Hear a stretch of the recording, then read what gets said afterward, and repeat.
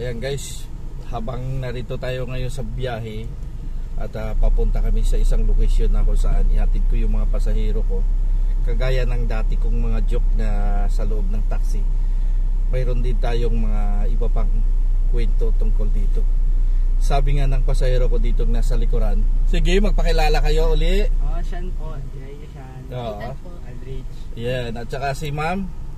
Yan ang ate nila. Yan yung mga kababayan ko. Pero bago ko tapusin ang aking pagbablog, don't forget to subscribe my channel, PD Vlog.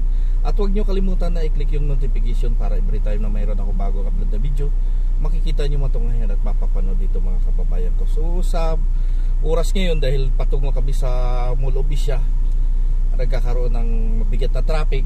Kaya sabi ko kasi, kanina pa sila joke ng joke, sabi ko i-vlog ko yung mga joke nyo para maririnig din ng ibang mga viewers natin, lalong-lalo na sa mga OFW natin na babayaning buhay around the world sa mga location ng ibang bahagi ng ating mundo. Mga kababayan ko, eto si Sir, magaling mag-joke ito tungkol doon sa tatlong relihiyon. Paano yung tatlong relihiyon, Sir? Anong ibig sabihin doon? Tatlong relihiyon, yung mga relihiyon, yung Katoliko. Yan. Katoliko, okay. Tatlo sila. Opo. Muslim, Budismo, saka Katoliko, okay. Nasa ano sila? Bangin. Sa bangin. Yung bangin na yun, sobrang lalim. Sobrang lalim. Pag bumagsak ka doon 20 seconds pa bago mo mabundok yung ano. Pag bumagsak ka doon, tiyak patay ka. Patay.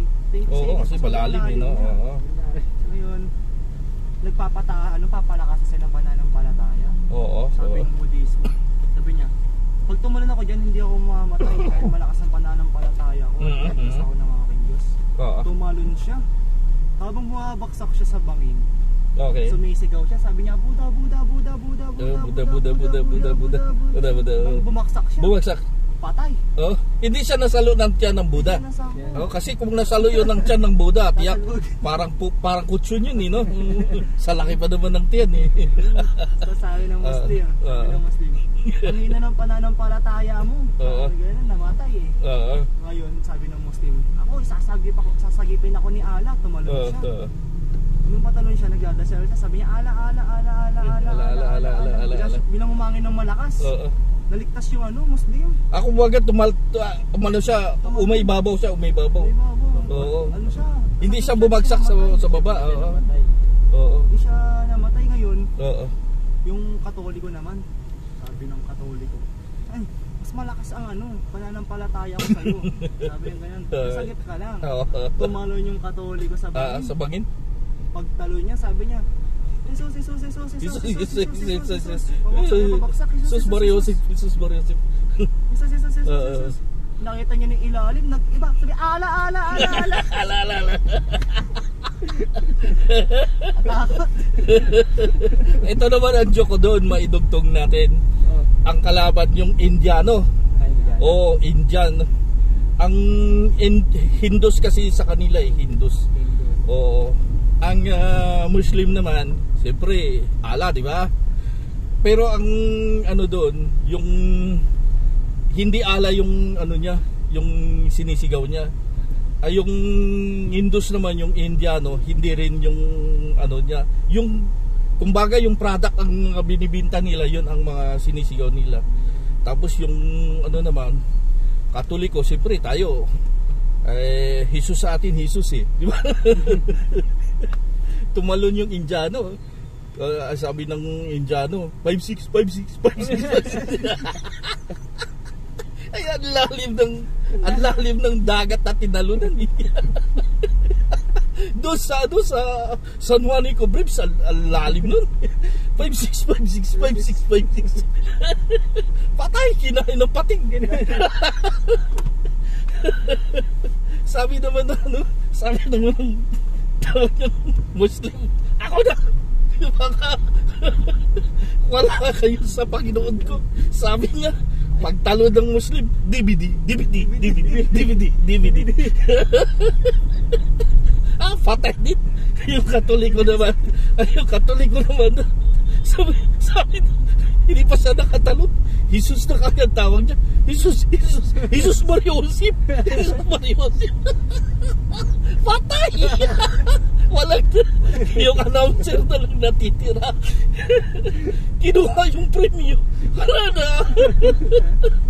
Jesus Mariosip niya. Sabi niya, patay. Yun, walang nangyari. Yun mga kababayan. Pag-joke ang pag-uusapan, number 1 si PD Vlog. May naalala ako isa. Sige, tuloy mo. Sige, tuloy mo. Merong kaharian. Ayun oh, kaharian oh. Na taon-taon yung hari nung kaharian na yun, nagbibigay siya ng napakahirap na paligsahan. Ayun oh, maganda yun. Kung sino yung mananalo, binibigyan niya din ng napakalaking pabuya. Premyo. Oo. Ngayon, sabi yung hari na lahat ng mga matatapang, lahat ng mga matipunong lalaki, pumunta doon sa may ilog. Okay. Ngayon, pagpunta nila doon sa ilog, nakita nila punong-puno ng mga buhaya. Yung matipunong lalaki na yun. Puro mga matipuno. Puro matipuno. Tapos nagsalita yung hari. Kung sino man sa inyo ang mangangahas na lumangoy at makatawid ng hindi namamatay sa ilog na yan, at makapunta dito sa kabilang sulok, sa kanila, sa sulok nila, ay maaaring mamili ng pabuya, maaaring kalahati ng aking kaharian o pangasawa ang aking anak. Yun o. Mga prinsesa yan. Kaya ngayon nakita yun ng mga tao, tapos ang daming natakot, ang daming umatras, tapos nakatingin lang sila dun sa may ilog. Kasi puro buhaya no? Mamatay siya, punong-puno ng buhaya. Isang mali lang, mamamatay sila. Ngayon, habang nagaan sa katanong, sino tatalon dyan? Maya-maya, may tumalon. Yun, Ang bilis, lumangoy. Sobrang bilis, paspas siya lumangoy. Paglangoy niya, nakatawid siya.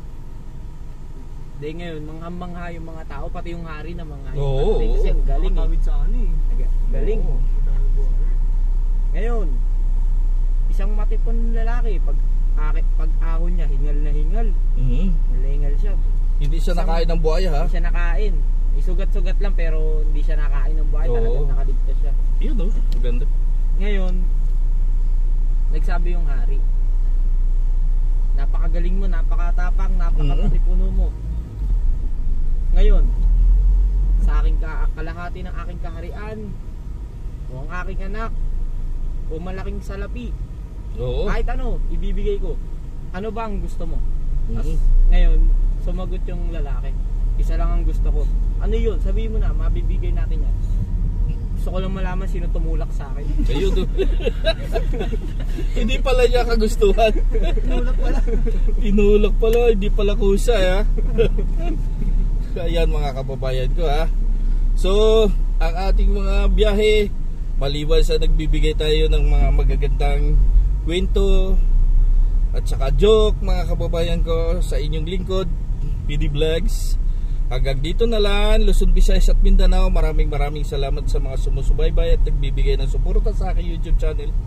Maraming salamat. Bye-bye. Yan mga kababayan ko. Bye-bye ma'am. Bye-bye. Yun o.